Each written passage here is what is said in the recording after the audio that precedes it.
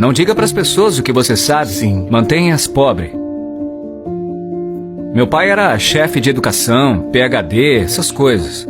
Eu fui para casa e perguntei, por que a gente não aprende sobre dinheiro na escola? Ele me olhou e disse, porque o governo não deseja nos ensinar essa matéria. O governo nos diz o que podemos e o que não podemos ensinar. Aquilo me soou estranho e eu falei, peraí. E aí eu falei, a gente não vai na escola para aprender sobre dinheiro? Ele falou, não, seu trabalho é conseguir um emprego. Então eu falei, ué, mas a gente consegue um trabalho para ganhar dinheiro. E ele, não, só tem que conseguir um trabalho.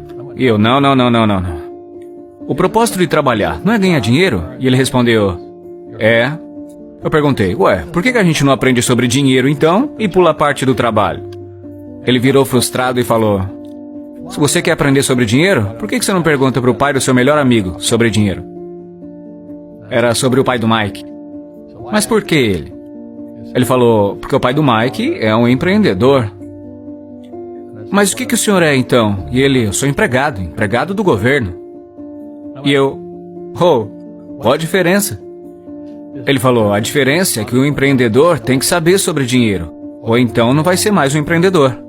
E disse que o empregado não tem que saber nada sobre dinheiro, porque o governo e a empresa é que vão cuidar dele. Eu, que era criança, fiquei meio confuso. Aí eu só segui o conselho dele. Fui até o escritório do pai do Mike, bati na porta e falei, tô aqui, tenho 9 anos e quero saber sobre dinheiro. Ele só virou e falou, vai embora. E é assim que começou a história do pai rico, pai pobre. E aí, de tanto insistir, meu pai rico acabou concordando em me ensinar sobre dinheiro com uma condição. A condição é que ele nunca me pagaria. Porque no momento em que ele me pagasse, eu ia pensar como empregado. E essa é a armadilha. Empreendedores trabalham para ser livres. E aquilo, no alto dos meus 9 anos, deu um bug na minha cabeça. Ele falou, nunca queira uma folha de cheque, meu filho, entendeu? Ok, entendi. Ele virou e falou, como é que eu ganho dinheiro? Empreendedor pensa bem assim.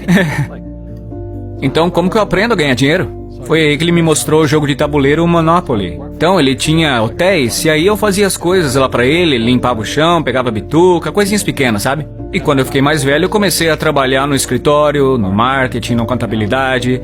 Eu era basicamente um aprendiz, mas sempre trabalhando de graça. E aí a maneira como ele me ensinava sobre dinheiro era jogando Monopoly. Até que um dia eu fiquei de saco cheio, virei e falei, quando você vai me ensinar sobre dinheiro? O que você acha que a gente tá fazendo? Eu falei, jogando Monopoly. E ele, não. O que nós estamos fazendo? Jogando Monopoly. O que nós estamos fazendo? Então não sei. E ele, tô te ensinando sobre dinheiro. Por exemplo, você tá aprendendo como ter uma casa verde. Então ele falou, tem muitas fórmulas para se ter o sucesso com dinheiro. Tem milhares delas. Mas uma das melhores é jogando Monopoly. E ainda é. 4 casas verdes, um hotel vermelho. Falei, o quê? Ele disse, uma das melhores formas de se adquirir grandes riquezas é jogar o Monopoly na vida real. A cada 4 casas verdes, um hotel vermelho. Eu falei, é isso mesmo? E ele, é isso. Ele perguntou, o que você acha que eu tô fazendo aqui? E eu, não sei. Então ele me levou pra fora e mostrou sua casa verde. E aí se passaram 10 anos, eu já tinha 19, estava numa escola em Nova York. Foi quando eu voltei pro Havaí, meu pai rico já tinha comprado um pedaço de terra maior do que a metade da praia do Waikiki.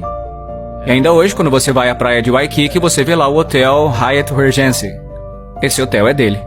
Assim como no jogo Monopoly. Assim como no Monopoly. Adquiriram os ativos e tornaram eles maiores. Ele apenas manteve o que hoje chamam de assembleia, porque a propriedade não era tão grande naquela hora. Então ele teve que comprar todos os comércios menores. Porque o Waikiki era um vilarejo pequeno. Então ele foi lá, comprou um comércio, depois comprou outro. Demorou algum tempo, mas finalmente ele montou esse pedação de propriedade. E depois ele montou o Hyatt, que agora é um hotel gigante. E que depois ele vendeu por 800 milhões de dólares. Então, foi dessa maneira que eu aprendi sobre dinheiro.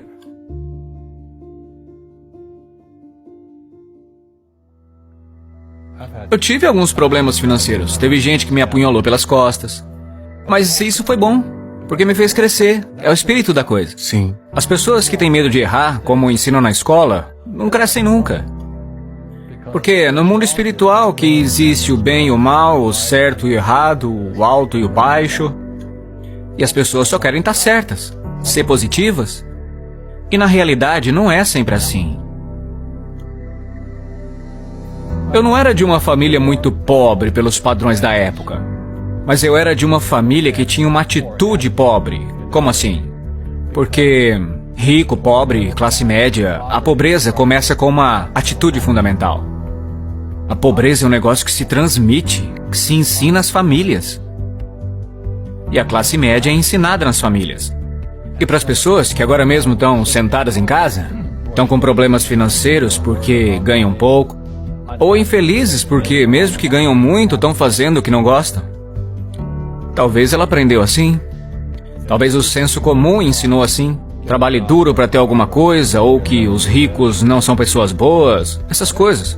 O sistema escolar não quer te ensinar sobre dinheiro, porque o sistema escolar foi planejado para te ensinar a ser empregado.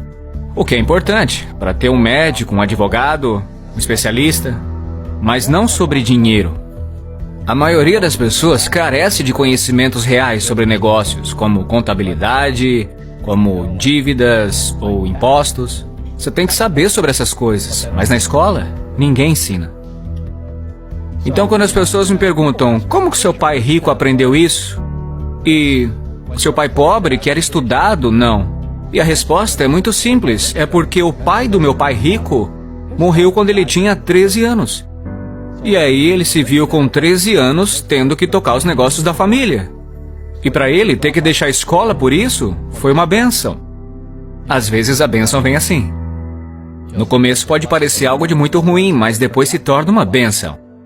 E logo, seus professores se tornaram seu tesoureiro, seu contador, seu advogado, seu banqueiro, seus agentes imobiliários. Então ele teve o que eu chamo de professores de verdade, não falsos professores de escola. A maioria dos professores na escola não seguem a ética. Ensinam matérias que, na verdade, eles não praticam. Uma vez eu perguntei para um professor, falei, professor, estou no meu 3º ano de cálculo e esse negócio de força dos materiais. Será que eu vou usar isso algum dia na vida? Ele virou e falou, não. Entendeu? Então, por que você ensina? Ele falou, porque me pagam. Mas você já usou alguma vez? Não. Então, se eu posso dar um conselho para as pessoas, o que eu quero dizer é, busque professores de verdade mesmo, e não professores de mentira. E um professor falso é aquele que não faz o que ensina. E um professor de verdade faz o que ensina todo dia. Meus contadores, meus advogados estão fazendo isso todo dia. É assim que eu aprendo, com eles resolvendo os problemas dos meus negócios. Então, eu tenho contadores, advogados, banqueiros, as pessoas todas na minha descagem rápida, porque eu estou resolvendo meus problemas com a minha equipe. Tô vendo que você dá essa informação e os ricos ficam encolhidos e dizem não conte a eles, Robert. Isso. Não diga para as pessoas o que você sabe. Mantenha os pobres. Então, isso aí é antigo, né? Eu não sou religioso, mas a Bíblia fala, vocês terão pobres por perto sempre. Porque tá aqui, ó. Não é? Essa mentalidade do medo. Estão em suas palavras, e as suas palavras se tornam realidade. Ok, eu não sou muito religioso, mas quando a pessoa fala não posso, não consigo, ela se afunda. Se torna aquilo que disse. Meu pai formado falava, você acha que dinheiro dá em árvore? Não dá pra comprar isso. E meu pai rico dizia, é por isso que ele é pobre. Um pobre diz, como é que eu vou comprar isso? Nunca vou poder pagar. Porque no fundo isso é um escape. Isso é um escape, entendeu? É mais fácil falar assim. E o seu pai rico dizia o quê? Em vez de não tenho dinheiro pra isso. Como eu posso pagar? Como eu posso fazer? O que é necessário fazer para chegar lá? Ele dizia, uma pergunta abre a mente e uma afirmação fecha a mente. Veja, quando você diz não posso pagar por isso, sua mente fecha. E acaba acontecendo o que você disse. Rugby e futebol. Os dois têm equipe, mas com regras diferentes. Outras pessoas são golfistas, jogam sozinhas. Cada um joga de um jeito. E no jogo financeiro, eu sigo as regras dos negócios de imóveis. Então, o que eu digo para os jovens é, encontre o seu jogo.